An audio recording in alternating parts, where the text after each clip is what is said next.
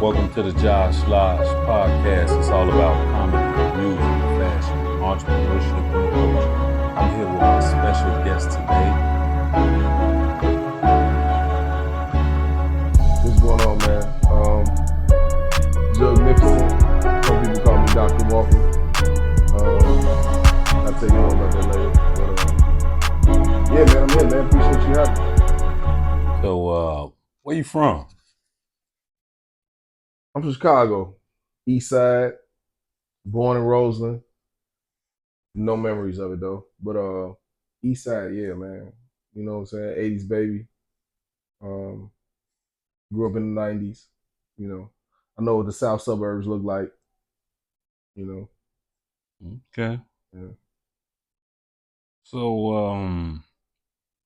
what's the name of your business? Which one? Shit. You know, I'm a serial entrepreneur. So, man, like I'm a personal trainer. I got a community organization, but right now I'm 10 toes down with Immaculate cleaning and property maintenance services. There you go. There you go. Okay. So, you want to say what's the name of that one again? Immaculate cleaning and property maintenance services. Yeah. So just straight to the point. I mean, we clean and service your properties, interior, exterior. We do rehabs, clean outs, garages. Immaculate CPMS.com. You can go online and see the work that we've done. Like I said, man, we've turned, rocks into diamonds, coal into diamonds, you know what I'm saying? Because we applied pressure and we made a lot of people happy, man. It's bigger than just a client and going into their house. We try to create homes where people can be proud of their investment, you know what I'm saying, where they live in and stuff like that. We change lives, man. I like to think so. And my clients feel so because they keep coming back. Okay. What made you want to be an entrepreneur? From an early age, I hated being told what to do, just to be honest with you. I just didn't find any joy in somebody else directing my path. And I knew this from an early age. I'm talking about grammar school. Okay. But once I had a better understanding of that, I turned that passion for not being told what to do. I had to learn to be a follower before I became a leader. Cool. Once I learned that, I was like, yeah, I ain't following nobody else. I'll walk with you, but I ain't gonna follow you. Okay. Is it hard being an entrepreneur? Yeah, it's not for the weak. It's not for the weak. Entrepreneurship takes dedication. What people miss about being an entrepreneur, they'll talk bad about the 9-to-5 guy. So the 9-to-5 guy work 8 hours, 5 days a week. That's 40 hours. He might do a extra shift, 48 hours. He might do some overtime, whatever. You might max out 50 hours a week. Entrepreneur, yeah, you might not get no sleep. You might get that call. You might get that rush job. You are your own boss and your greatest employee at the same time. Figure that out. Okay. So, let me ask you something. Do you have a background? I do actually. First time I got arrested, I was 9 years old. I like to believe, and this was in the late 80s. I'm the reason why Lakeshore Drive no longer has overpasses and they got underground tunnels. Yeah, man, I got arrested for throwing bottles of sand and water off the overpasses. Oh, so that was you, huh? Yeah, 9 years old, man. Like that's when it started, and I just went from there and just, being in the streets, doing what I had to do, and I got a juvie record and I got an adult record. So, do you hire felons? I do. When I started my entrepreneurial endeavors, I was locked up. And I knew because of my background, it was a chance that no one would hire me. And I realized I wasn't the only person that might be unhireable. So I made it my business to create a business model that will be able to hire felons and people that is in my situation. So that's what I came up with. And I've done so spectacularly, if you ask me. Plenty of people, they might not tell you, but it's a lot of people living their best life right now because they were able to put Immaculate on their resume or use me as a reference or, get a few dollars, popping off with me. And I ain't shady because you're a felon. I'm working for you to be the best version of yourself because if you win, I win. That's true. That's true. So who inspired you? The mirror. Shit, you know what I'm saying? The mirror. I mean, I've always inspired myself because I didn't grow up in a traditional family. I don't have a mom and dad, no shade to them. And the person that I thought was my mom at 8 years old pretty much told me, I ain't your mom and I don't owe you nothing. So I couldn't go off of that. Then I would walk into the streets, and as much as I love the niggas and gangsters in the hood, I saw some of the older cats that had their turn and the way that they look. I said, yeah, I don't want to be that nigga. So even that was inspiration of what to be and what not to be. So where do you see Immaculate Properties in our service in 5 years from now? Self-sufficient. I'm time moves forward. I ain't getting younger. So I would like to find that next great mind to work in that space, teach them, mentor them some skills. And I've done that a lot. Like, I don't just hire felons. I don't just hire male, female, young, old. I've had a lot of at-risk youth through my community organization. And I hire them on and I teach them transferable skills. Because if you're able to work with your hands, you really can make some things happen. So I teach them if it's from cutting grass to using a drill. I make sure that they know some skills that's transferable. They can put it on the resume and move forward. But those are the type of people that I want to put at the helm of Immaculate, subcontract or franchise it, and then move from there. So all of us can get a piece of the pie. That's good. That's good. How long have you been in business? As a functional LLC, 6 years. But I've been doing it for over a decade. Okay. Each one of my businesses I've been doing over a decade, and I started pretty much after I came home from prison. Okay. Yeah. Where have you traveled to with your businesses? All over at this point, all over Illinois.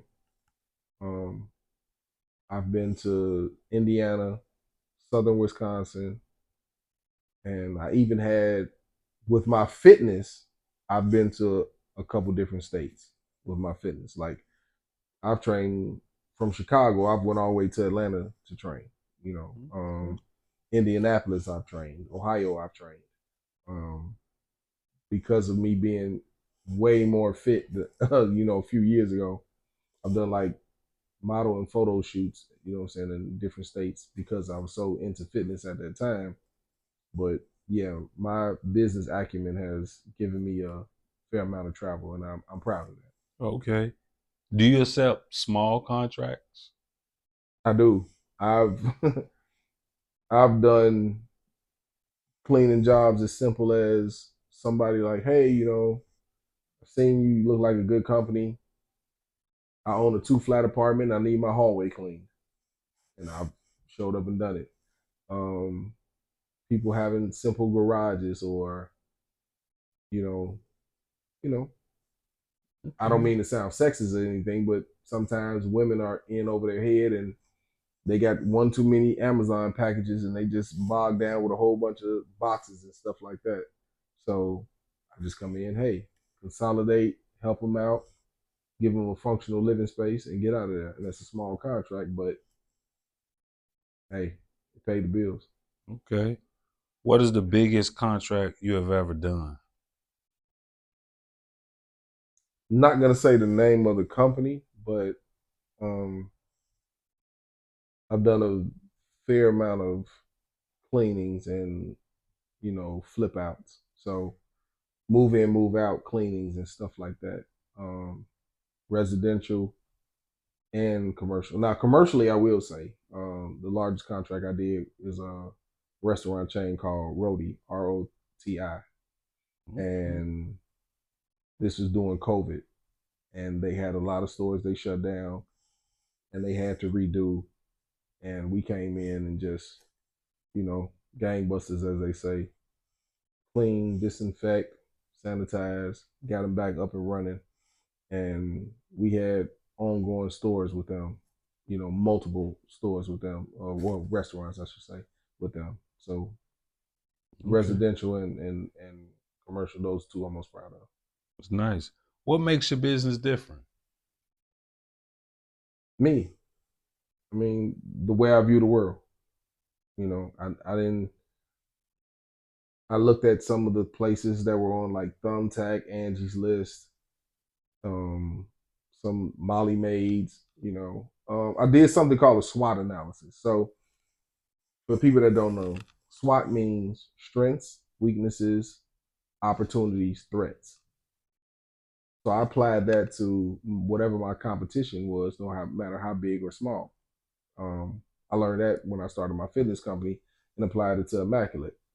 So I have to know my own strengths, my own weaknesses, the opportunities in my space, and who's threatening my space, which led me into applying that same SWOT analysis to my competition to say, well, they're stronger than me because they're a franchise, or they have this type of back end, or whatever it may be. They might have an insurance policy that's worth 5 million, so they're able to get into spaces where my smaller insurance policy won't suffice for some of the contracts I was shooting for. So I had to just learn and apply that to what I was doing, and I moved forward because of it.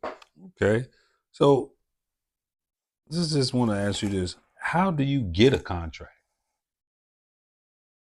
It depends because it's different between residential and commercial. So a commercial contract, you have to have a portfolio, right? You have to have a footprint when it comes to the proper channels, and it might not be social media, right? So we're talking Yelp, Better Business Bureau, um, Google, and these companies are able to find you, and you have a decent enough footprint, resume, and positive reviews, and Mm-hmm. then your name will populate enough to where they'll reach out to you. Um, no such thing really as cold calling anymore, but you can email and submit some of your resume and your body of work, and you give a good sales pitch through email, and you put it out there. Now I've put on the suit and tie, and I've showed up at different places and let them know, hey, I'm a quality person, whatever, whatever. And I've worked with um, some property management agencies people might know of, but I actually prefer to get my contracts through realtors because realtors are a constant, and they always have houses to do showings, to do flip outs, or they have to they might have an inspection and they failed the inspection.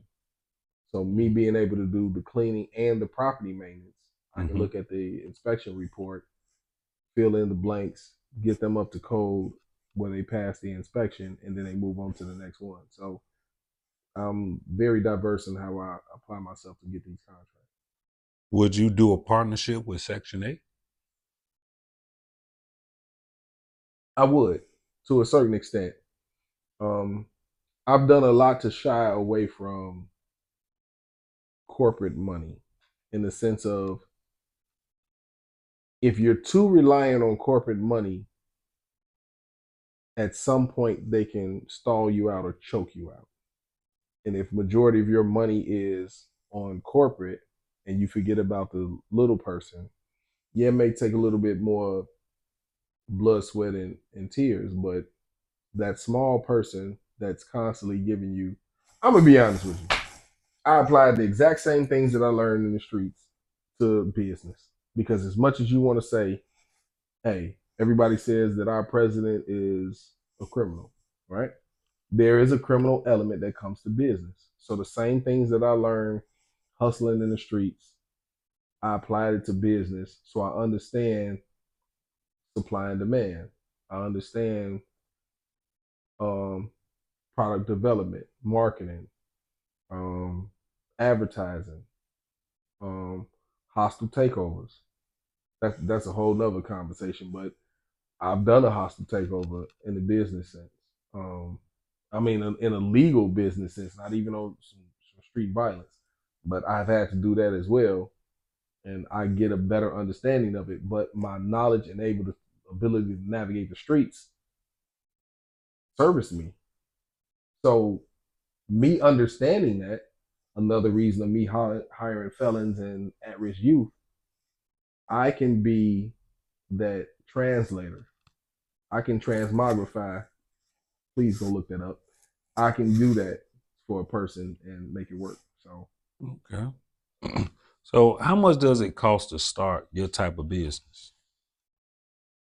less than $5,000, and that's where it came from.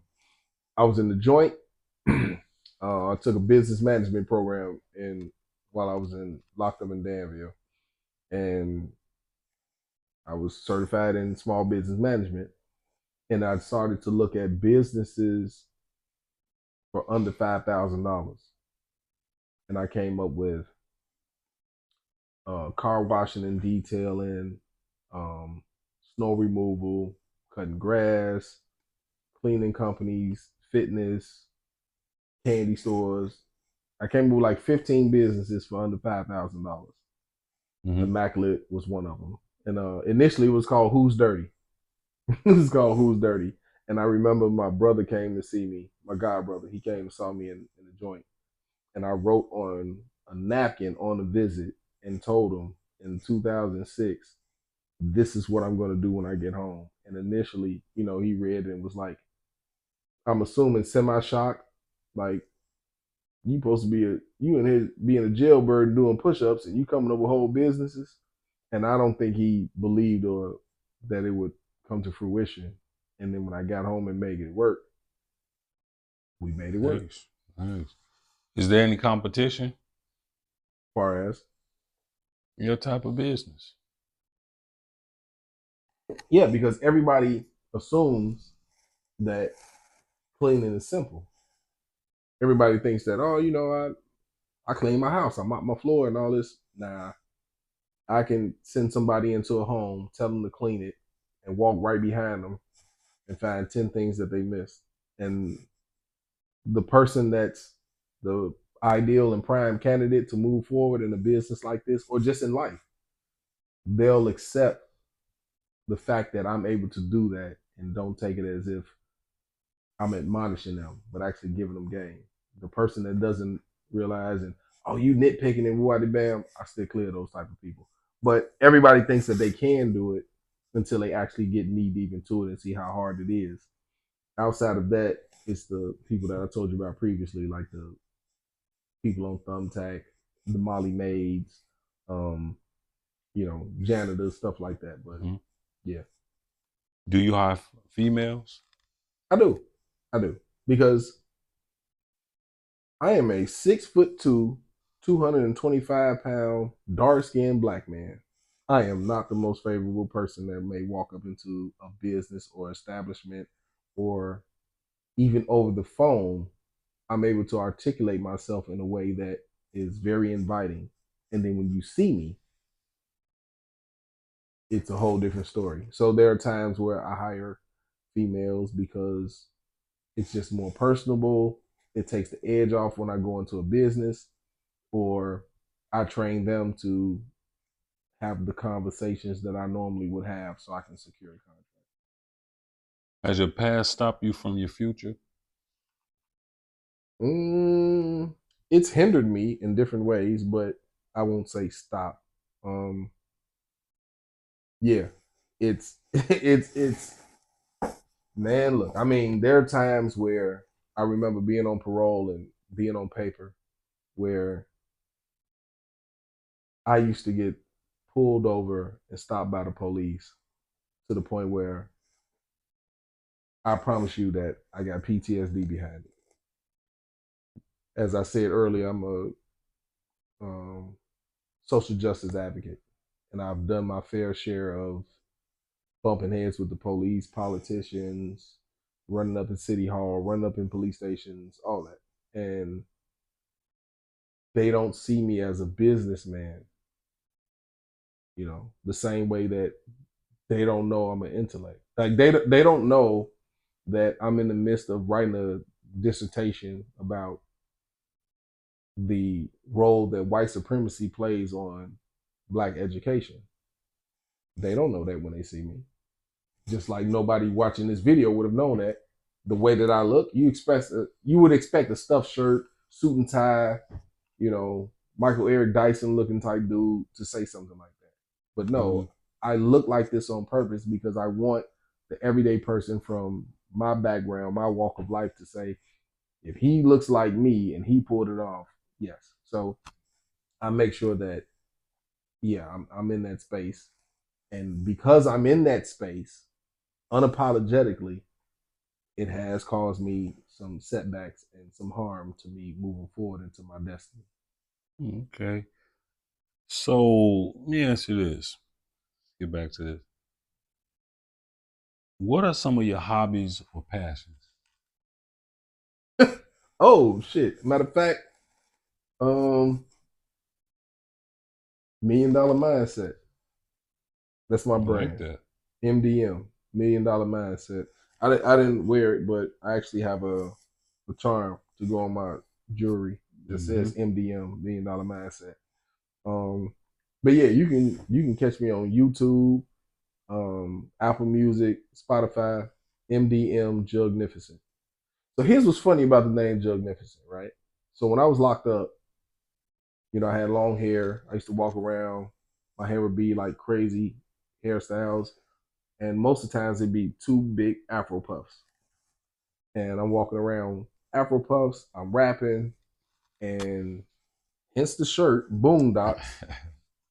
I'm doing that, and there's a character on Boondocks called Thugnificent. Now Yeah. my street name is Jughead.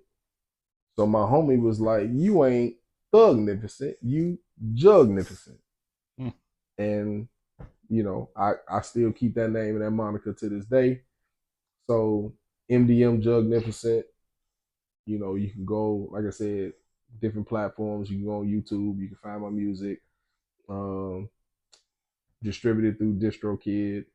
I'm on SoundCloud, all that. You know what I'm saying? But I'm a writer, I'm a poet, I act, and like I said, I make I rap, I make music. Hmm. So how will you use your gifts and talents? Earlier I said that the mirror motivated me because I didn't have that person around. So I grew up to become the person that I needed when I was young. I didn't have that person to help guide me and be my mentor. I didn't have that person when I was young. So I became that person. So the next time I see a young person or a person in distress, at risk youth, cats coming out of jail, whatever it may be, I can provide that gift, talent, service, mentality to them. So I'm just giving back in so many different ways, providing these different platforms that people can mimic. It's a blueprint. Come mimic it. Why would you limit yourself? Oh man, you wait a minute. You got out of joint at 30 and you trying to rap? Who said it was an age limit on being the best version of myself? True. So I'm not about to allow another person to limit me when I sit back. I remember the movie Will Smith played it. Christopher Darden, Pursuit of Happiness. See what happens. Yeah. And that man, Christopher Darden, was in his 40s or something before he actually made it. And at the end of the movie, Will is walking past, and the actual Christopher Darden, he's walking past Will at the end of the movie because he finally made a success of himself. Um, Sam Jackson was a crackhead, and he went from being in Morehouse to being a crackhead to being a movie star. And you know, Wow. he's in $1 billion Marvel movies at this point because it had nothing to do with his age. It was his drive, his focus, and being the best version of himself. And I won't let nobody tell me different. So, really, what is the key to being successful?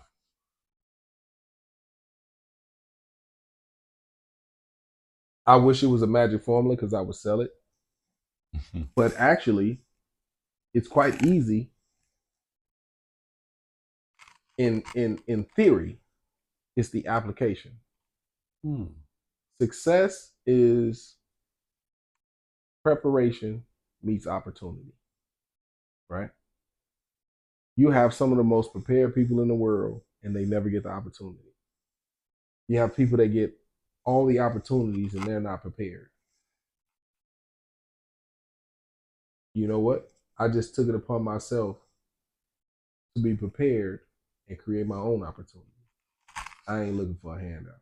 I don't want anybody to give me anything. You know, like, where's the table? Long as I make it to the table, I'll figure the rest out myself.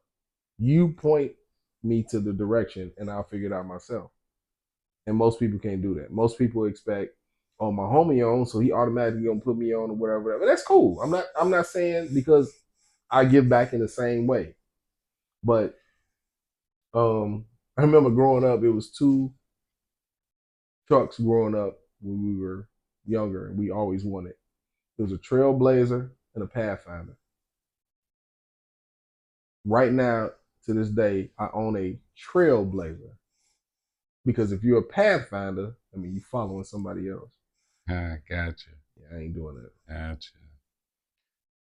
So, how did you become Dr. Walker? Yeah, my followers want to know, how did you become Dr. Walker? Man, I'm. It's a little bit of. It was a little bit of gamesmanship, a little bit of hustle, but I applied myself. You know, so growing up, school was never a problem. Like, I remember, um, I was 12 years old in 8th grade. I started high school when I was 13. Right. I went to college when I was 16. Like, I got my GED at 16 and started going to college. Immature as hell. So I wasn't mentally prepared for that, but academically it wasn't a problem. So school was never an issue, right? But I just continued to apply myself because,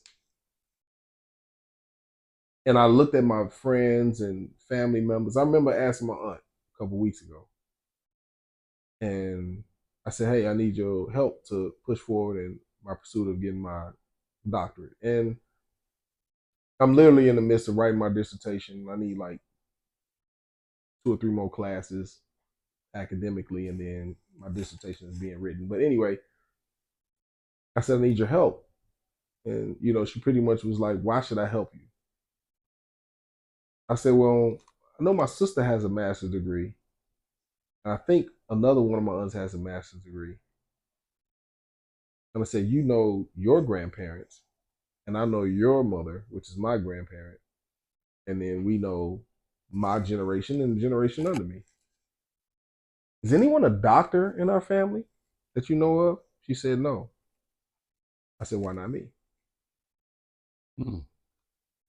I've always been that person. Like, I let someone has to tell me no. I'll never tell myself no. So I just applied myself, and academically, I'm all over the place. Like, I have an associate's degree in sociology. I have an associate's degree in pre-physical education. I have a bachelor's degree in psychology. I have a master's degree in criminal justice, and my doctorate is in educational leadership. All over the place. And here's the significance of why I chose each of those fields. I'm very calculated in the things I do. Here's the reason why I chose each one of those. Sociology is the study of people. I chose phys ed because Black people have a hard time when it comes to nutrition and health, right?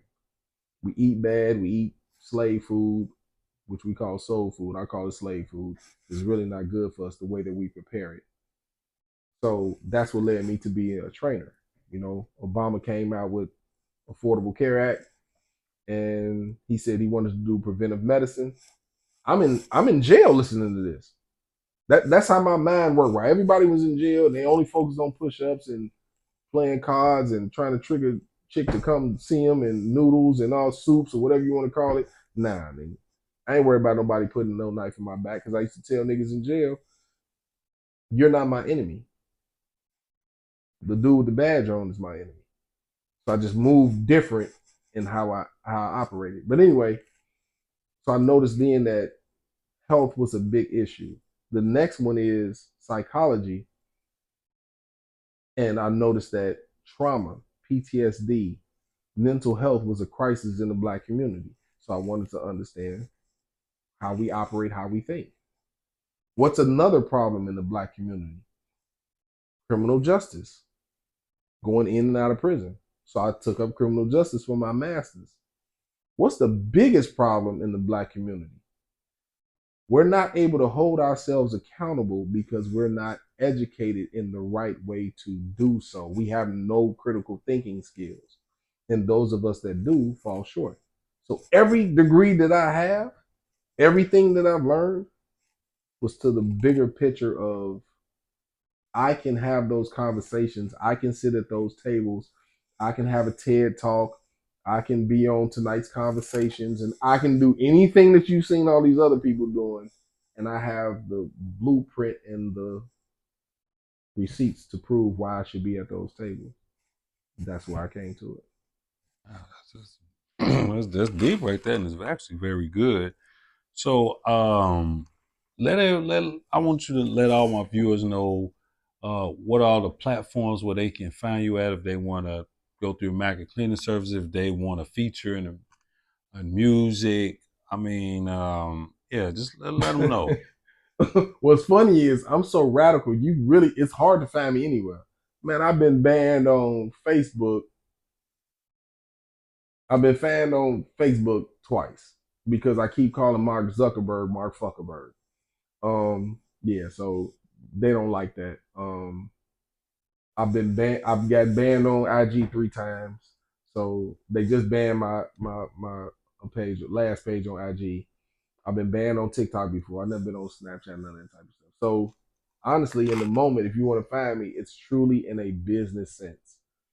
YouTube, Immaculate CPMS.com is my website. Um, you can call me direct 312-545-0044. So yeah, you can call me direct. You can find me on. You can Google me.